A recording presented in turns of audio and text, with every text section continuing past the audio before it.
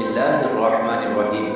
अल्लाह तबारक व तआला के नाम से शुरू जो बड़ा मेहरबान और निहायत रहम। हजरत दाऊद अलैहिस्सलाम की कौम के 70,000 अफराद समंदर किनारे ईला नामी बस्ती में रहा करते थे। इन लोगों को अल्लाह ने हजारों नेमतों से नवाजा था, लेकिन जब राहत और सुकून आया तो ये अल्लाह की इबादत से महरूम हो गए और अल्लाह की मखलूकात पे जुल्म करने लगे। तो यूं अल्लाह ने इनको खबरदार किया कि हफ्ते में एक दिन, हफ्ता के दिन शिकार न किया करो। इतवार से लेके जुम्मा तक जितना शिकार पकड़ना है पकड़ लो, लेकिन एक दिन अल्लाह की इबादत और मखलूकात पे अमन के लिए रख दो। यूं अल्लाह ने उनका इम्तिहान लेना शुरू कर दिया। वो इतवार से लेके जुम्मे तक समंदर में मछलियाँ पकड़ने लगते तो मछलियाँ ज्यादा मिकदार में हाथ न आती, और हफ्ते के दिन समंदर को देखते तो उनको बड़ी बड़ी मछलियाँ नजर आने लगती। उन लोगों में से एक शख्स को शैतान ने वर्गलाया कि परेशान क्यों होते हो, मेरी तरकीब पे अमल करो, तुम शिकार से कभी महरूम नहीं रहोगे। तो बस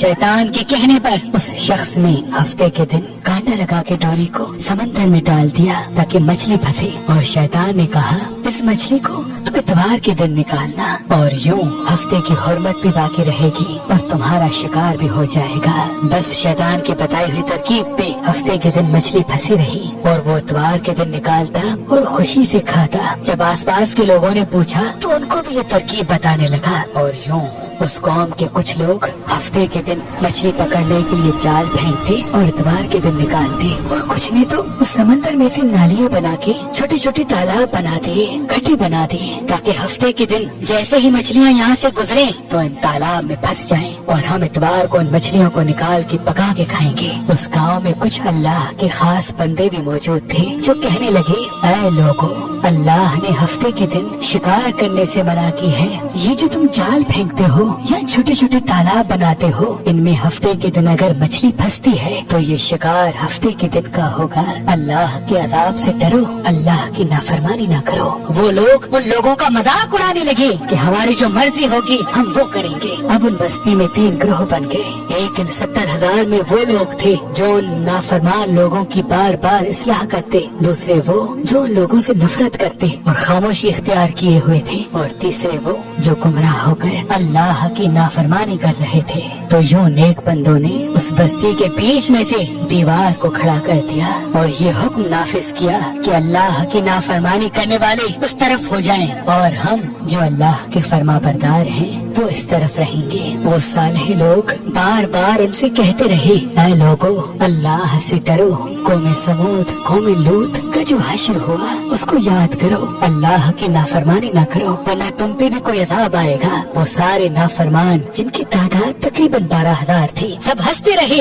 कि ये तो सब किताबी बातें हैं, हम पे कोई अजाब नहीं आएगा। बस जैसे ही वो गिरोह 2 हिस्सों में तकसीम हो गया, एक वो जो अल्लाह के फरमा बरदार बंदे दीवार के उस तरफ थे, और दूसरे वो जो नाफरमान बंदे जो दीवार के इस तरफ थे। वो नाफरमान पूरी रात हंसते रहे, मजाक उड़ाते रहे, और वो अल्लाह के खास बंदे दीवार के उस तरफ अल्लाह से माफी मांगने लगे। बस जैसे ही सुबह हुई वो नेक सालेह इंसान उठे, उन्होंने महसूस किया कि दीवार के उस तरफ से किसी इंसान की आवाज नहीं आ रही। जैसे ही दीवार की उस तरफ चढ़ के देखने लगे, ये सारे के सारे वो लोग बंदर की शक्ल में तब्दील हो चुके थे और बंदरों की हरकत को अंजाम दे रहे थे। वो जो साले लोग दीवार से उन बंदरों को देखने लगे, उन साले लोगों में से जो जो उनके रिश्तेदार थे, उन्होंने उन बंदरों के कपड़ों से अपने अपने रिश्तेदारों को पहचाना और चीख के रोने लगे, अल्लाह से माफी मांगने लगे। लेकिन अल्लाह का अजाब जब आता है तो वो होके रहता है। वो 12,000 लोग जो बंदर बन चुके थे कुछ भी खा पी नहीं सक रहे थे, और यूं 3 दिन बाद वो इस अजाब में आकर फिन्नार हो गए। बेशक अल्लाह उन बंदों को पसंद नहीं करता जो अल्लाह की नाफरमानी करते हैं। ऐ अल्लाह, हम सबको अपना फरमा बरदार बंदा बना, हमको वैसा बना जैसा तू हमें देखना चाहता है। आमीन।